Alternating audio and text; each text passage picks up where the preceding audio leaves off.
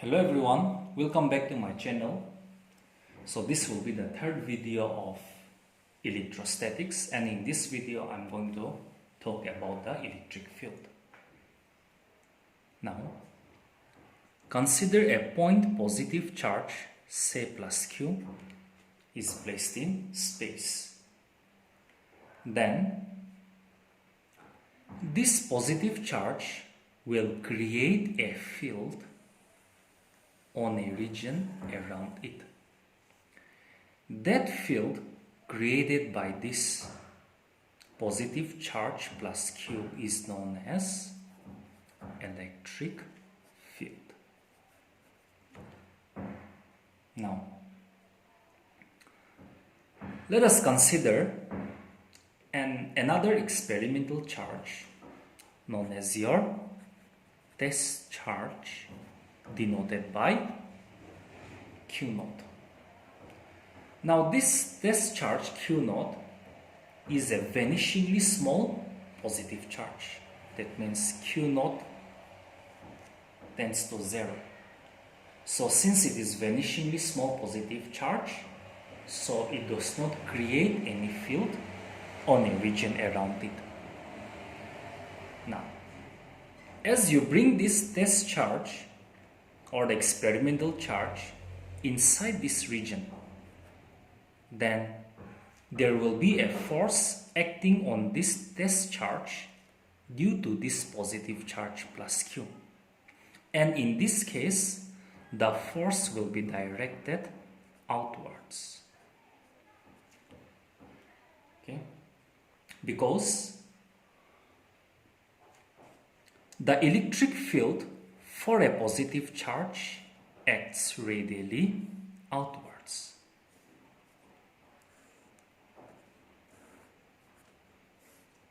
Actually, these are called electric lines of force. We draw these imaginary lines that we will study in the next video.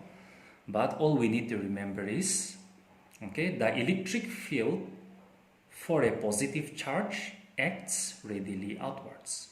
So if you bring a test charge, the experimental charge, inside this region, then the force will also act radially outwards, because the electric field for a positive charge acts radially outwards.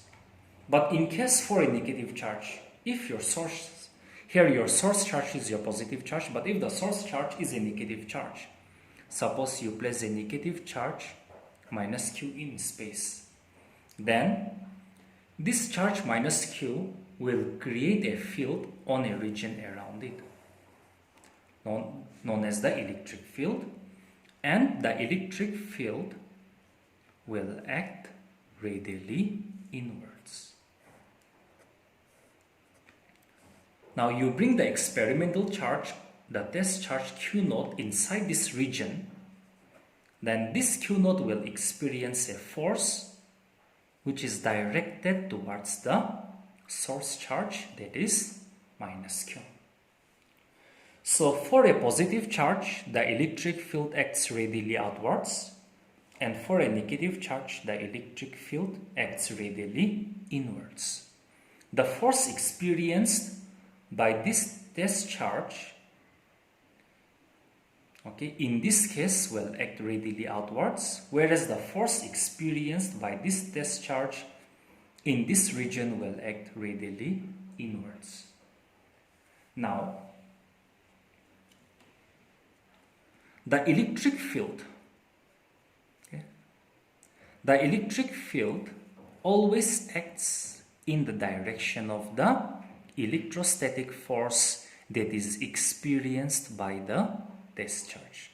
In this case it is outwards, in this case it is inwards. So the electric field is given by the force experienced by this test charge, that is Q0, divided by magnitude of the test charge, magnitude of test charge. Now here in both the cases we have seen that the force experienced by the test charge is given by F. So force experienced by the test charge will be F by the test charge is Q naught. So the magnitude of test charge will be Q naught. Where this Q naught is vanishingly small, so we write limit Q naught tends to 0. That is known as your electric field. Now, intensity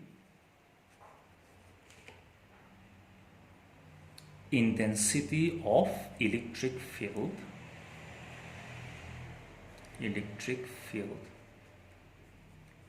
due to a point charge,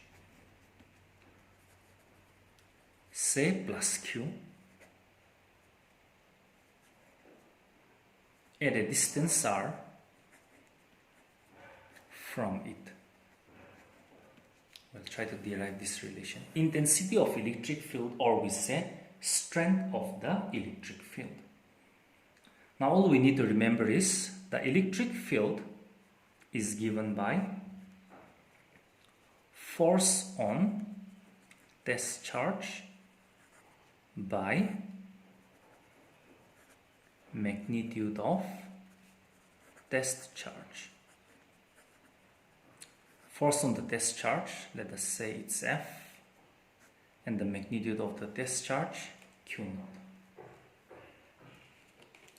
Let's consider that the point positive charge, that is plus Q, okay, is at the point O. Now, we want to find out the intensity of the electric field at any point, say P, which is at a distance r from this source charge plus Q. Now in order to do that, we bring the experimental charge known as the test charge over this point P. Now since your source charge is positive, so the test charge will experience an outward force. So the direction of the force will be in this way. Therefore, the electric field at this point P due to the charge plus Q will be given by E is equal to force experienced per unit positive charge. We are considering only the magnitude, and from the Coulomb's law we have seen that the force between any two charges placed at a distance r is given by K Q1 Q2 by r square. So we apply the Coulomb's law over here. So that's here 1 by Q naught. The force between the charges plus Q and Q naught separated at the distance r will be given by K Q Q naught. Instead of Q1 Q2 we have Q and Q naught divided by square of the distance between them, that is r square. Here Q naught cancels out, so we get KQ by r square. So this is the expression for the electric field at any point due to the source charge plus Q. Now from the above relation, we see that E is inversely proportional to r square. E is inversely proportional to r square. So as r increases, the electric field decreases. It means as the test charge is placed far away, the electric field, okay, at that point decreases. Now, if we draw a graph for E versus R, then suppose this is your R, this is your E. Since E is inversely proportional to R square, so this is the graph that we obtain. This is the graph for E inversely proportional to R square. Now E will be 0 only when r tends to infinity. So when r tends to infinity, then the electric field becomes 0. Now in vector form,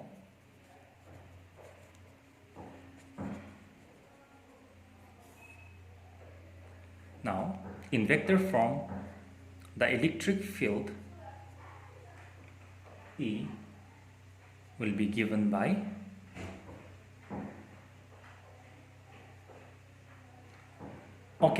we'll see like this. Suppose the point positive charge plus Q is placed at a distance O, and we want to find out the electric field at this point P, which is placed at a distance R due to this charge plus Q. We want to find the electric field at this point P due to charge plus Q placed at a distance R from it. Now, in order to do that, we place a vanishingly small positive test charge at the point P. Now, this test charge will experience a force which acts radially outwards. Now, let the position vector of this point P, that is vector OP, be given by vector R. So vector R is the position vector of the point P. Then in that case, the electric field vector E will be given by KQ by magnitude of R square. Now, we know that unit vector is a vector which represents direction. So let us say that let the direction of OP be given by your unit vector R. So we write here unit vector R. Here unit vector R represents the direction of the force F. Now we know that if R is a unit vector, then unit vector R is given by vector R divided by the magnitude of R. So in that case, your electric field E in vector form will be given by KQ by magnitude of R square into unit vector means vector R divided by the magnitude of R. So in that case, your relation becomes KQ by magnitude of R square into magnitude of R gives you the magnitude of R cube into vector R. So this is the required expression for the electric field at any point in vector form. Now let us see the electric field at any point due to a system of charges, or we call the principle of superposition. Electric field due to system of charges, or we say principle of superposition. Now let's say that a point charge plus Q1 is placed at this point A. Let's say another charge, say minus Q2, is placed at this point B. And let's say the third charge plus Q3 is placed at the point C. Now we want to find out the electric field at this point O due to the charges plus Q1, minus Q2 and plus Q3. Now we know that the electric field due to a positive charge always acts radially outwards. So the electric charge at this point due to the first charge, that is plus Q1, will act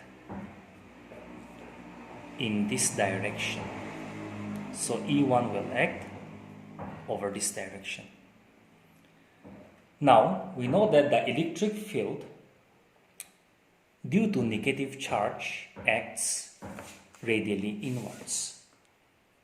So the electric field at this point O due to the charge minus Q will act radially inwards. So it will act along this direction, that is E2. And now since the third charge is positive, so the electric field at this point O due to the third charge will also act radially outwards. So this will be your E3. Then in that case, the net electric charge at O, therefore net electric charge at point O, let us say EO, will be equal to electric charge at point O due to Q1, so E1 let us say, plus electric charge at point O due to the second charge E2, and the electric field at point O due to the third charge, let us say E3. So this is the required expression. Now consider that a positive charge of 1 microcoulomb is placed at this point A. Another charge, say -2 microcoulomb, is placed at the point B. Now the two charges are separated by a distance of say 2 centimeter in vacuum. Now we want to find out the intensity of the electric field on the midpoint of the line joining the two charges. Let's say that P is the midpoint of the line joining the two charges. Since the length of AB is 2 centimeter, so the length of AP will be now 1 centimeter, BP will be 1 centimeter, as P is the midpoint of the line joining A and B. Now the charge placed at the point A is positive, so the force experienced or the electric field at this point due to the first charge will act radially outwards, that is in this direction. So this one will be your E1. Again, since the second charge is negative charge, so the electric field at this point P due to the second charge will act radially inwards, that is towards the negative charge. So E2 will act in this direction. Now we see that both E1 and E2 are acting along the same direction. Therefore, the resultant electric field at P, EP, will be the sum of the electric fields E1 and E2. If we consider only the magnitude, so EP will be equal to E1 plus E2. Now we know that the electric field at any point is given by E is equal to KQ by R square. So here E1 will be KQ1 by R square plus KQ2 by R square. Here the distance of this point from both the charges are equal, so we have taken it to be R. So we can take K by R square common, so we have Q1 plus Q2. We know that the value of K is 9 into 10 to the power 9. Okay, the value of K is 9 into 10 to the power 9 Newton meters square per coulomb square. So I'm writing the magnitude divided by R.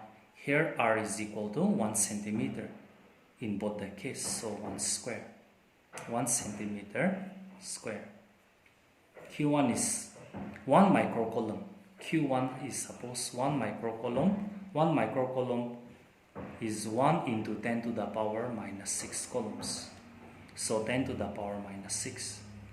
Q2 is minus 2 microcoulomb. So that's 2 into 10 to the power minus 6. Here we are considering only the magnitude, so we don't write the negative sign for Q2. Then if we simplify 9 into 10 to the power 9, now 1 centimeter means 10 to the power minus 2 meter. So 10 to the power minus 2 square. So if we add them up, we get here 3 into 10 to the power minus 6. So 39 times is 27 into 10 to the power 9 minus 6 divided by 10 to the power minus 4. So that gives the result to be 27 into 10 to the power 3 plus 4.